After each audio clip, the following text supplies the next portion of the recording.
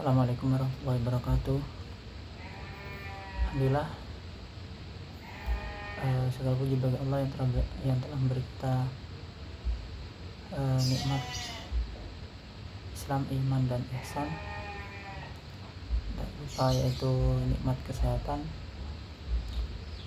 Salam-salam mari kita haturkan hargaan baginda agung baginda Muhammad Sallallahu Alaihi Wasallam yang telah memberi kita atau membawa kita dari zaman penuh kebodohan menuju zaman yang penuh keilmuan. Langsung saja, di video ini saya akan menjelaskan mereview jurnal yang berjudul Majelis Taklim sebagai lembaga pendidikan Islam non formal di Indonesia. Jadi saya akan menilai dari segi atau dari 3 poin. Yang pertama yaitu substansi ilmiah, yang kedua sistematika penulisan, dan yang terakhir yaitu gaya bahasa. Yang pertama yaitu substansi ilmiah. Substansi ilmiah, menurut saya topiknya itu sangat relevan dan kontekstual, terutama dalam kajian pendidikan Islam non formal di Indonesia. Jadi begitu. Yang kedua, penjelasan historis mengenai perkembangan majelis taklim dari masa Nabi Muhammad hingga era modern sangat lengkap dan didukung dengan literatur. Yang ketiga, fungsi, peran serta tujuan majelis taklim dikaji dari berbagai dimensi, yaitu keagamaan, sosial, pendidikan, dan budaya yang memperkuat argumen artikel atau jurnal ini. Yang keempat, mengutip cukup banyak sumber ilmiah, baik itu jurnal, buku, atau skripsi, meskipun kualitas kutipan bisa ditingkatkan dengan menambahkan sumber primer yang lebih mutakhir. Namun ada beberapa catatan perbaikan dari segi substansi ilmiah, ya di antaranya yaitu metode penelitian atau library research disebutkan, namun tidak dijelaskan secara rinci langkah-langkah atau kriteria pemilihan sumber. Jadi kurangnya itu tidak dijelaskan secara detail.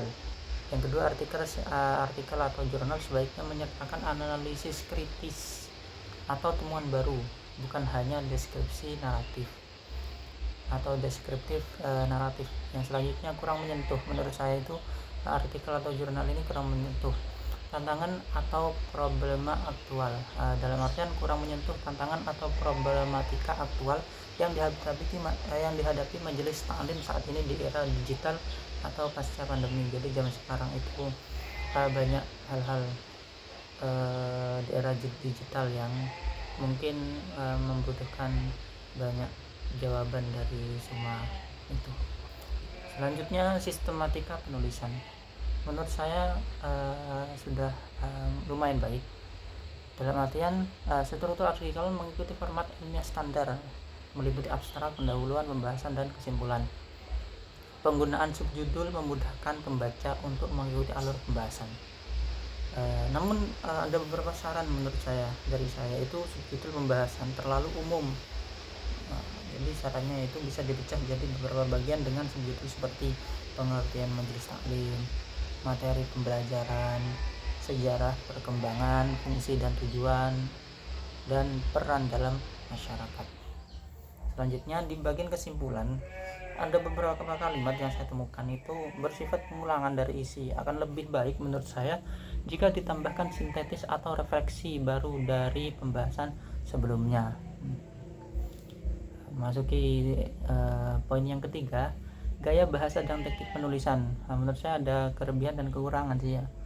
Yang pertama, kelebihannya yaitu bahasa baku dan sesuai dengan kaidah penulisan akademik. 2, kalimat cukup komunikatif dan tidak terlalu belibet. Jadi bahasanya itu sudah cukup jelas dan tidak belibet. Namun ada beberapa catatan atau kekurangan menurut saya. Kekurangan ya, catatan penting masih saya temukan itu kesalahan ejaan seperti Al-Quran tapi nggak pakai U, pakai Y, jadi bacanya itu Al-Quran, yang mana itu seharusnya Al-Quran. Dan kata dikenala yang mana itu seharusnya dikenal. Beberapa paragraf terlalu panjang, terutama pada bagian pembahasan sejarah. Sebaiknya menurut saya itu dipecah untuk kenyamanan pembaca. Jadi bagaimana caranya artikel itu dibaca sehingga pembaca itu merasa tertarik. Yang terakhir, perlu konsistensi dalam penulisan istilah Arab seperti SWT subhanallah wa ta'ala dan SAW sallallahu alaihi wasallam. Yang lebih tepat jika ditulis lengkap subhanallah wa ta'ala dan sallallahu alaihi wasallam dalam konteks akademik, jadi tidak usah disingkat.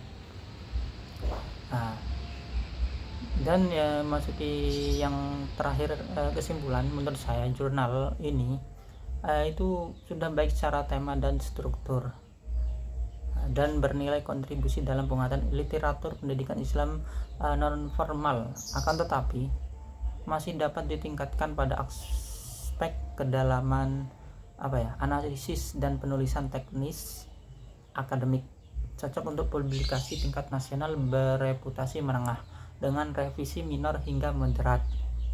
Itu jadi mungkin itu saja review jurnal ini dari saya, kurang lebihnya mohon maaf. Wal afu minkum. Assalamualaikum warahmatullahi wabarakatuh.